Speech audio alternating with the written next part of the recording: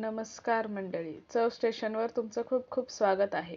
आज मी एक खूप सिंपल पण सुपर क्रिस्पी रेसिपी घेऊन आलेली आहे.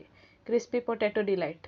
ही डिश घरातल्या रेग्युलर इन्ग्रेडियंट्सनेच तयार होते, पण टेस्ट आहे एकदम रेस्टॉरंट स्टाईल. तर चला सुरू करूया. सगळ्यात पहिल्यांदा मी 2 ते 3 बटाटे घेतले उकडून. त्यांना बारीक चिरून मॅश करून घेतलं सो दॅट कन्सिस्टन्सी सॉफ्ट व्हावी. आता त्यात टाकणार आहे लाल मिरची पावडर, हळद, गरम मसाला आणि थोडंसं मीठ. सगळं एकत्र मिक्स करायचं. हे मिक्सचर थोड्या कॉर्नफ्लॉवर सोबत ना टाईट ना लूज परफेक्ट डोमध्ये मळून घ्यायचं. लक्षात ठेवा, पाणी बिलकुल नाही टाकायचं.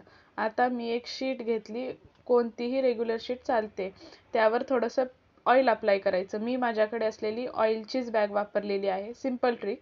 त्यामधलं ऑइल काढलं आणि ती बॅग डायरेक्ट यूज केली. आता हे मळलेला डो त्याच्यावर स्प्रेड करा आणि बेलण्याने बेलून घ्या.